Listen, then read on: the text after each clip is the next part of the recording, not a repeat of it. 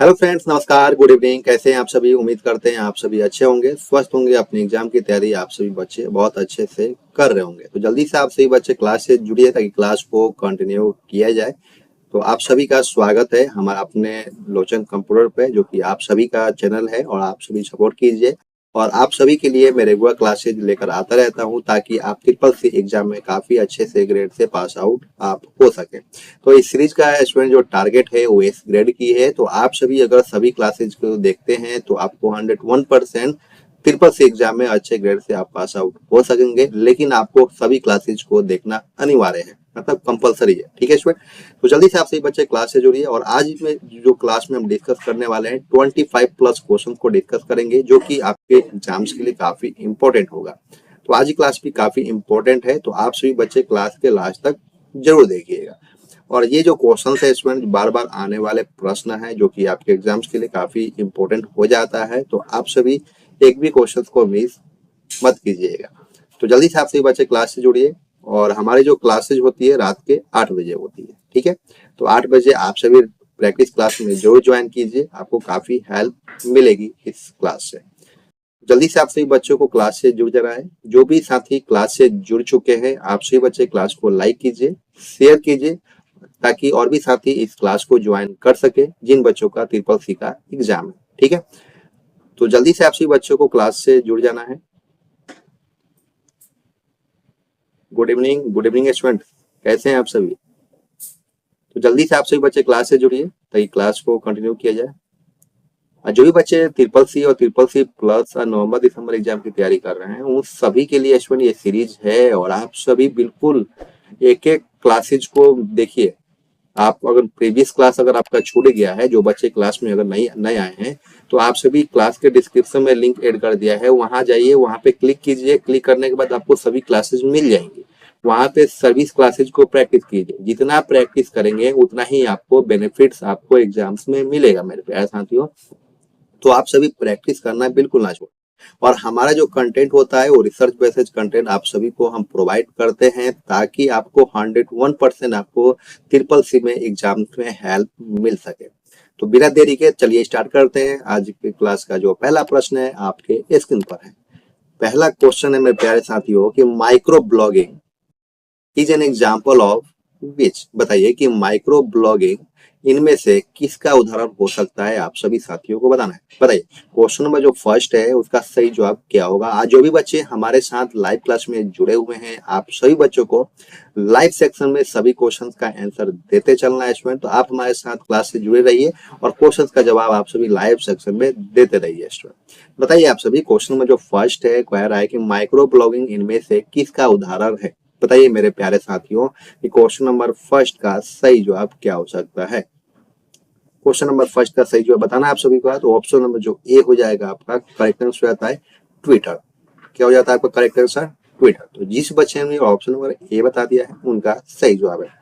अगले क्वेश्चन की तरफ बढ़ते चलेंगे। जो अगला क्वेश्चन है कि WordPress, TypePad and expressions engine can all be used for. WordPress, TypePad और एक्सप्रेशन इंजन सभी का उपयोग किसके लिए किया जा सकता है? बताइए साथियों। क्वेश्चन नंबर जो 2 है, पहले क्वेश्चन को समझिए, उसके बाद ही आप सभी सही ऑप्शन को चयनित कीजिए। क्वेश्चन है कि वर्डप्रेस, टाइपपैड और एक्सप्रेशन इंजन सभी का उपयोग किसके लिए किया जा सकता है? आप सभी साथियों को बताना है। बताइए जल्दी से। तो ऑप्शन में जो ए हो जाता है आपका करेक्ट आंसर आता है ब्लॉग। ठीक है, जो ऑप्शन में जो ए है आपका करेक्ट आंसर आता है। अगला क्वेश्चन है कि people who write content for a blog, वे व्यक्ति जो ब्लॉग के लिए कंटेंट लिखते हैं वो क्या कहलाते हैं? आप सभी साथियों को बताना है। बताइए क्वेश्चन नंबर 3 का सही जवाब क्या हो सकता है? आप सभी साथियों को बताना है। उम्मीद है आप सभी बच्चे इस क्वेश्चन का सही जवाब दे पाएंगे। तो आप सभी बताइए कि इस क्वेश्चन का सही जवाब क्या होगा। तो ऑप्शन में जो सी हो जाता है स्टूडेंट, आपका करेक्ट आंसर होता है ब्लॉगर। जो आपका कंटेंट लिखते हैं व्यक्ति, वो आपको क्या कहलाता है? ब्लॉगर कहलाते हैं। ठीक है, अगला क्वेश्चन की तरफ बढ़ रहा है स्टूडेंट, जो कि अगला क्वेश्चन है कि Telegram is an example of. Telegram उदाहरण है। टेलीग्राम किस चीज का उदाहरण है? आप सभी बच्चों को बताना है। बताइए क्वेश्चन नंबर जो 4 है उसका सही जवाब क्या हो सकता है। पहला जो ऑप्शन है सोशल साइट है, ऑप्शन में जो बी है इंस्टेंट मैसेजिंग है, ऑप्शन में जो सी है वेब ब्राउजर, ऑप्शन में जो डी है नॉन ऑफ दिस। बताना आप सभी साथियों को। तो ऑप्शन में जो बी हो जाएगा आपका करेक्ट आंसर हो जाता है इंस्टेंट मैसेजिंग। ठीक है, ऑप्शन में जो बी हो जाएगा आपका करेक्ट आंसर हो जाएगा। अगला क्वेश्चन है कि the following is an example of pen. निम्न में पेन का एक उदाहरण क्या हो सकता है। क्वेश्चन नंबर 5 का 4 ऑप्शन दिए गए हैं, जो कि ऑप्शन नंबर जो ए है हॉटस्पॉट है, ऑप्शन में जो बी है आपका ब्लूटूथ है, ऑप्शन जो सी है इंटरनेट है, और ऑप्शन जो डी है ऑल ऑफ दिस है। तो बताना है आपको कि क्वेश्चन नंबर जो 5 का करेक्ट ऑप्शन क्या हो। बताइए बताइए मेरे प्यारे साथियों। तो ऑप्शन जो बी हो जाएगा आपका करेक्ट आंसर हो जाता है ब्लूटूथ। ठीक है, ये हो जाएगा आपका आंसर ब्लूटूथ। अगला क्वेश्चन की तरफ बढ़े जो कि अगला क्वेश्चन है कि devices that are used to transmit data over telecommunication line. ठीक है, ऐसे डिवाइस जिनका प्रयोग टेलीकम्युनिकेशन लाइनों पर डाटा ट्रांसमिट करने के लिए किया जाता है। क्वेश्चन है कि ऐसे डिवाइस जिनका प्रयोग टेलीकम्युनिकेशन लाइनों पर डाटा ट्रांसमिट करने के लिए किया जाता है, आपको बताना है। बताइए आप सभी। तो ऑप्शन में जो सी हो जाएगा आपका करेक्ट आंसर आता है मॉडल। ठीक है, जिस बच्चे ने ऑप्शन नंबर सी बताया उनका सही जवाब है। अगला क्वेश्चन है कि to provide any website available on the internet is called. किसी वेबसाइट्स को इंटरनेट पर उपलब्ध कराने को क्या कहा जाता है, आप सभी बच्चों को बताना है। क्वेश्चन है कि किसी वेबसाइट्स को इंटरनेट पर उपलब्ध कराने को क्या कहा जाता है। बताइए। तो ऑप्शन में जो सी हो जाएगा आपका करेक्ट आंसर हो जाता है वेब होस्टिंग। ठीक है, जो कि ऑप्शन में जो सी है आपका करेक्ट आंसर है। अगला क्वेश्चन है कि which of the following is the physical path through which a message is transmitted. निम्न में कौन सा भौतिक पथ है जिससे संदेश संचारित होता है। बताइए मेरे प्यारे साथियों, क्वेश्चन नंबर जो 8 है कि निम्न में से कौन सा भौतिक पथ है जिससे संदेश संचारित होता है, आपको बताना है। बताइए। तो ऑप्शन में जो बी हो जाएगा आपका करेक्ट आंसर होता है सिग्नल। ठीक है, तो जिस बच्चे ने ऑप्शन नंबर बी बताया उनका सही जवाब है। अगला क्वेश्चन है, क्वेश्चन नंबर जो 9 की बात करें तो television broadcasting is an example of. Television broadcasting का क्या उदाहरण हो सकता है। बताइए। क्वेश्चन है कि टेलीविजन ब्रॉडकास्टिंग का उदाहरण क्या हो सकता है। तो ऑप्शन जो सी है आपका करेक्ट आंसर होता है सिंप्लेक्स। ठीक है, अगला क्वेश्चन है कि by which one line connected to another line. एक लाइन को दूसरी लाइन के साथ किसके द्वारा जोड़ा जा सकता है, आप सभी साथियों को बताना है। बताइए इस क्वेश्चन का सही जवाब क्या होगा। क्वेश्चन नंबर 10 का क्वेश्चन है कि एक लाइन को दूसरे लाइन के साथ किसके द्वारा जोड़ा जाता है। बताइए मेरे प्यारे साथियों। तो ऑप्शन में जो सी हो जाएगा आपका करेक्ट आंसर होता है ब्रिज के द्वारा जोड़ा जाता है। अगला क्वेश्चन है, क्वेश्चन में जो 11 की अगर बात करें मेरे प्यारे साथियों, तो विच protocol is used for internet working. Internet working के लिए किस प्रोटोकॉल का उपयोग किया जाता है, आप सभी को बताना है। मेरे प्यारे साथियों, जब तक आप क्वेश्चंस को नहीं समझिएगा तब तक आप सही ऑप्शंस का चयनित नहीं कर पाइएगा। तो पहले आप सभी क्वेश्चंस को समझने की कोशिश करेंगे क्वेश्चंस क्या कह रहा है, उसके बाद ही आप सभी लाइव सेक्शन में सही ऑप्शंस का चयनित आप सभी करें। ठीक है, बताना है क्वेश्चन है कि इंटरनेट वर्किंग के लिए किस प्रोटोकॉल का उपयोग किया जाता है। बताइए इंटरनेट वर्किंग के लिए किस प्रोटोकॉल का उपयोग किया जाता है। तो ऑप्शन नंबर जो सी हो जाता है आपका करेक्ट आंसर होता है टीसीपी और आईपी का यूज किया जाता है प्रोटोकॉल का। ठीक है, तो जिस बच्चे ने अगर ऑप्शन नंबर सी बता दिया है उनका सही जवाब है। अगला क्वेश्चन है कि what is the full form of RDS. RDS का पूर्ण रूप क्या होता है, मेरे प्यारे साथियों आप सभी को बताना है। आरडीएस का पूर्ण रूप क्या होता है, मतलब फुल फॉर्म आप सभी को बताना है। तो क्वेश्चन नंबर 12 का करेक्ट ऑप्शन क्या होगा। तो ऑप्शन नंबर जो सी हो जाएगा आपका करेक्ट आंसर होता है रिमोट डेस्कटॉप सर्विसेज। तो जिस बच्चे ने ऑप्शन नंबर सी बताया उनका सही जवाब है। अगला क्वेश्चन है कि what is the full form of HTWL। HTWL का पूरा नाम क्या होता है, आप सभी साथियों को बताना है। HTWL का पूरा नाम क्या होता है, बताइए। फुल फॉर्म आप सभी को बताना है कि HTWL का फुल फॉर्म क्या होगा। तो ऑप्शन में जो ए हो जाएगा आपका करेक्ट आंसर आता है हाइपर टेक्स्ट वेब लैंग्वेज। तो जिस बच्चे ने ऑप्शन नंबर ए बताया उनका सही जवाब है। अगले क्वेश्चन तरफ बढ़ रहे हैं स्टूडेंट। अगला क्वेश्चन है कि full form of wifi is. Wifi की फुल फॉर्म क्या होती है, मेरे प्यारे साथियों ये आपको बताना है। वाईफाई की फुल फॉर्म आपको क्या होगी, आप सभी साथियों को बताना है। बताइए क्वेश्चन नंबर जो 14 है उसका सही जवाब क्या हो सकता है, बताइए। तो ऑप्शन में जो ए हो जाएगा आपका करेक्ट आंसर होता है वायरलेस फिडेलिटी। जिस बच्चे ने ऑप्शन नंबर ए बताया उनका सही जवाब है। अगला क्वेश्चन है कि what does V R mean, what does V R mean, ठीक है, वी आर का मतलब क्या होता है आपको बताना है। बताइए, क्वेश्चन नंबर जो 15 है उसका सही जवाब आप सभी बच्चों को बताना है। जो कि ऑप्शन में जो ए दिया गया है वर्चुअल रेस्पॉन्स, ऑप्शन में जो बी है वोकल रेसू, ऑप्शन में जो सी है वर्चुअल रियलिटी, ऑप्शन में जो डी है विटल रेस्पॉन्स, बताना आप सभी साथियों को। तो ऑप्शन में जो सी हो जाएगा आपका करेक्ट आंसर आता है आपका virtual reality is correct option. अगला क्वेश्चन है कि IRCTC इज IRCTC एक क्या है आपको बताना है। बताइए IRCTC एक क्या है, जो कि ऑप्शन में जो ए है प्लास्टिक मनी है, ईमेल सर्विस प्रोवाइडर है, रेलवे सर्विस प्रोवाइडर है, या ऑप्शन में जो डी है आपका ई वैलेट है। तो ऑप्शन में जो सी हो जाएगा आपका करेक्ट आंसर आता है रेलवे सर्विस प्रोवाइडर है। हम IRCTC से अपने टिकट को बुक करते हैं, ठीक है। अगला क्वेश्चन है कि which file can not be uploaded to digi locker, DigiLocker पर कौन सी फाइल अपलोड नहीं कर सकते हैं। बताइए डिजी लॉकर पर कौन सी फाइल अपलोड नहीं कर सकते हैं, आप सभी साथियों को बताना है। बताइए, तो ऑप्शन नंबर जो ए है आपका करेक्ट आंसर आता है .mp4। जितने भी आपके MP4 वीडियोज हैं, आप वीडियोज को डिजी लॉकर पे अपलोड नहीं कर सकते, ठीक है। अगले क्वेश्चन की तरफ बढ़े स्वयं, जो कि अगला क्वेश्चन है कि maximum which size document can be uploaded in digi locker, DigiLocker में अधिकतम कितने साइज का डॉक्यूमेंट अपलोड कर सकते हैं, आप सभी साथियों को बताना है। क्वेश्चन नंबर जो 18 है उसका सही जवाब आप सभी बच्चों को बताना है। तो ऑप्शन में जो बी हो जाएगा आपका करेक्ट आंसर आता है 10 MB तक आप अपलोड कर सकते हैं डिजी लॉकर में, ठीक है। डिजी लॉकर में जितने भी आपके डॉक्यूमेंट्स हैं, आप 10 MB के कम में आपको डॉक्यूमेंट को अपलोड करना है। अगर आपका जो डॉक्यूमेंट है वो 10 MB से अगर ज्यादा हो जाता है तो डिजी लॉकर पे अपलोड जो है वो नहीं हो पाएगा, ठीक है। अगले क्वेश्चन की तरफ बढ़ रहे हैं, जो कि अगला क्वेश्चन है कि व्हाट डज UTS मीन, ठीक है। यूटीएस का क्या मतलब होता है आपको बताना है। बताइए मेरे प्यारे साथियों कि इस क्वेश्चन का सही जवाब क्या होगा, यूटीएस का क्या मतलब होता है। तो ऑप्शन नंबर जो बी है आपका वो करेक्ट आंसर आता है यूनिवन रिजर्व टिकटिंग सिस्टम।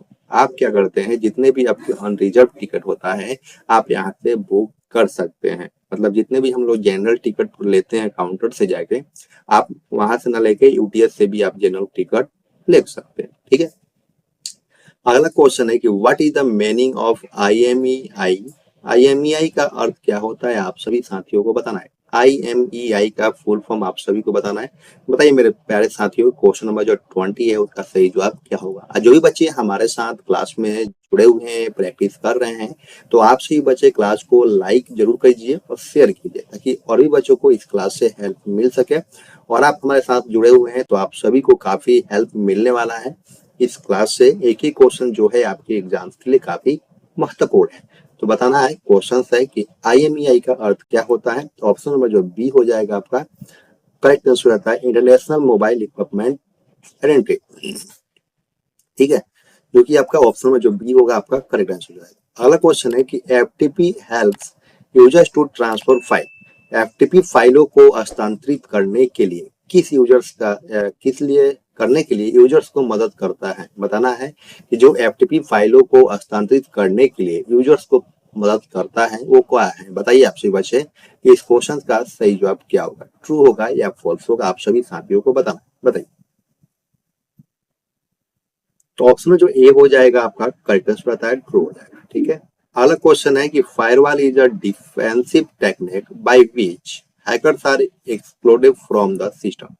फायरवॉल एक रक्षात्मक तकनीक है जिसके द्वारा हैकर्स को सिस्टम से बाहर रखा जाता है।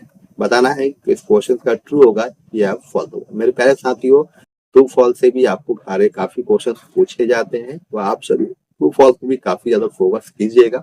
ट्रू फॉल्स में पहले आप स्टेटमेंट को पढ़िएगा। स्टेटमेंट जब आप पढ़िएगा तो उसको ये देखिएगा कि आपका गलत है वो स्टेटमेंट है या रॉन्ग है।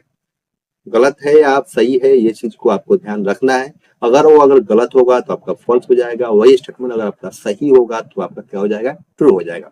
तो यहाँ पे देखिए क्वेश्चन है कि फायरवॉल एक रचनात्मक तकनीक है जिसके द्वारा हैकर्स को सिस्टम से बाहर रखा जाता है। तो बिल्कुल ये बात सही है, सत्य है कि जो फायरवॉल होता है वो आपके सिस्टम को सुरक्षित रखता है। तो इसका जो हो जाएगा आपका ट्रू हो जाएगा। जिस बच्चे ने ऑप्शन नंबर ट्रू बताया है उनका सही जवाब है। अगला क्वेश्चन है कि every computer on the internet is identified by a specific IP address. Internet पर हर कंप्यूटर की पहचान एक विशिष्ट आईपी एड्रेस से होती है क्या? इंटरनेट पर हर कंप्यूटर की पहचान एक विशिष्ट आईपी एड्रेस से होती है। तो बिल्कुल बात सही है मेरे प्यारे साथियों। इंटरनेट पर आप कंप्यूटर की जो हम पहचान कर सकते हैं वो आईपी एड्रेस से ही कर सकते हैं। इस क्वेश्चन का जो राइट ऑप्शन हो जाएगा आपका ट्रू हो जाएगा। अगला क्वेश्चन है कि Yahoo is a search engine. क्या याहू एक सर्च इंजन है? बताइए साथियों। याहू जो है आपका वो एक सर्च इंजन है, आप सभी बच्चों को बताना है। बताइए। तो ऑप्शन में जो ए हो जाएगा आपका करेक्ट आंसर होता है ट्रू। अगला क्वेश्चन है कि gold loan is the process of taking a loan against holding gold.